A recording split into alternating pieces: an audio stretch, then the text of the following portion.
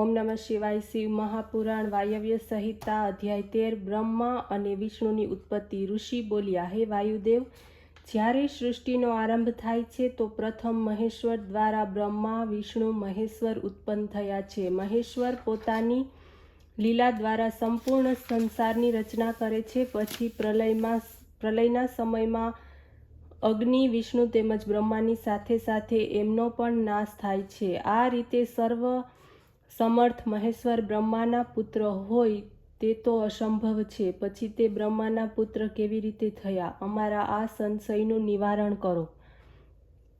વાયુદેવ કહેવા લાગ્યા, હે મુનિવર, મહેશ્વર જગતના નિર્માણ, પાલન તથા સંહારને માટે બ્રહ્મા, વિષ્ણુ અને રુદ્ર આ 3 દેવોને ઉત્પન્ન કર્યા. એમને એકબીજાની જડતીથી ઈર્ષા ઉત્પન્ન થઈ. ત્યારે તેઓ મહેશ્વરને સંતુષ્ટ કરવાને માટે તપ કરવા લાગ્યા. એમની કૃપા કરીને સર્વાત્મા પદની તેમને પ્રાપ્તિ થઈ. આ તો મહેશ્વરની કલ્પની લીલા છે. કોઈ કલ્પમાં તપ દ્વારા પ્રસન્ન થઈને બ્રહ્મા વિષ્ણુને પ્રથમ ઉત્પન્ન કરે છે. કોઈમાં મહેશ્વરની લીલાથી બ્રહ્મા જ વિષ્ણુ રુદ્રને ઉત્પન્ન કરે છે. જ્યારે મેઘ વાઘક નામનો કલ્પ શરૂ થયો તો આ સમયે ભગવાન વિષ્ણુએ મેઘ રૂપ ધારણ કરી લીધું. દિવ્ય 10,000 વર્ષો સુધી પૃથ્વીને ધારણ કરતા રહ્યા. એમના આ દિવ્ય પ્રભાવને જોઈને મહેશ્વરે વિષ્ણુને અવ્યક્ત શક્તિ આપી, જેમાં સર્વાત્મ ભાવ પણ સંયુક્ત હતો. આ પ્રકારના વિષ્ણુના વૈભવને જોઈને બ્રહ્માની ઈર્ષા, દ્વેષ ઉત્પન્ન થયા. કારણ કે વિષ્ણુ ભગવાન બ્રહ્માની સાથે મળીને વિશ્વનું નિર્માણ કરતા હતા. ત્યારે વિષ્ણુ પ્રત્યે બ્રહ્મા બોલ્યા કે હું તારો આ હેતુ સારી રીતે જાણી ચૂક્યો છું. આપ સર્વ જઈ શકો છો. ભગવાન મહેશ્વર અમારા 2થી વિશેષ સમર્થવાળા તેમજ અમારા બંનેના સ્વામી છે. હવે હું એમને તપ કરીને પ્રસન્ન કરવાની ઈચ્છાવાળો છું, જેથી તમને તથા સંપૂર્ણ વિશ્વને એની કૃપાથી રચી શકું.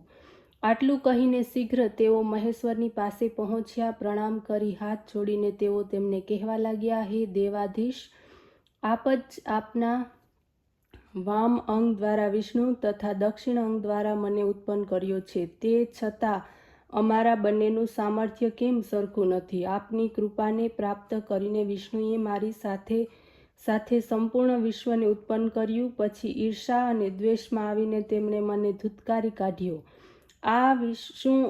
આ વિષ્ણુ મારાથી વધીને આપના ભક્ત છે. આ કારણે આપ મને પૌરુષ પ્રદાન કરો, જેનાથી હું આપની શક્તિ દ્વારા સમર્થતા પ્રાપ્ત કરું.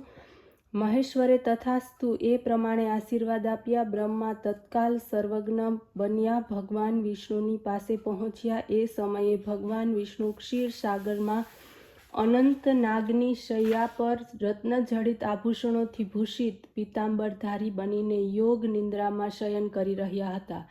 બ્રહ્માએ ધ્યાન કરી પુરુષ સૂક્ત દ્વારા પ્રાર્થના કરી. પછી ભયાનક રૂપ ધારણ કરી તે બોલ્યા, હે વિષ્ણુ, હવે હું તને પોતાના બળ દ્વારા એવો બાંધી લઈશ કે જેવો તે મને ઘેરી લીધો છે. આટલું કહેતામાં તો તેમણે વિષ્ણુને ઝટ પકડ્યા. પછી જકડીને પોતાની છાતી સામે લાવવા લાગ્યા. ત્યાં જ વિષ્ણુ અંતર્ધ્યાન થઈ ગયા. આ બાજુ લક્ષ્મી પોતાના પતિને આમ તેમ જોવા લાગી, પરંતુ વિષ્ણુ ન દેખાયા. બ્રહ્માને ક્રોધિત દેખીને તે પણ અંતર્ધ્યાન થઈ ગઈ. પોતાના પતિની લીલા તથા પૌરુષ તત્વ તો લક્ષ્મી જાણતી હતી. એ કારણે તે દુઃખી ન થઈ. ત્યારે વિષ્ણુ બ્રહ્માની બંને ભ્રુકુટીઓમાંના મધ્યથી શક્તિ દ્વારા પ્રગટ થઈને બ્રહ્માજીને દેખાયા. એ કારણે હે મુનિઓ, મહેશ્વરની કૃપાથી બંને સરખા શક્તિમાન હતા. પોતાની શક્તિ દ્વારા એકબીજાની શક્તિને ઘટાડવા લાગ્યા. એમનું દ્વંદ્વ યુદ્ધ શરૂ થયું. એમને જોવા માટે ભગવાન શંભુ ત્યાં પ્રગટ થયા, પરંતુ આ બંનેની શક્તિને અપ્રકટ રૂપે તે જોવા લાગ્યા. પછી પ્રગટ રૂપથી એમની સામે પ્રગટ થયા. એમનું દર્શન કરીને બ્રહ્મા વિષ્ણુ બંનેને પ્રણામ તથા સ્તુતિ કરી. મહેશ્વરે પોતાની અમોઘ શક્તિથી એ બંનેના ક્રોધનું નિવારણ કર્યું. પછી તે અંતર્ધ્યાન થઈ ગયા. ઓમ નમઃ શિવાય.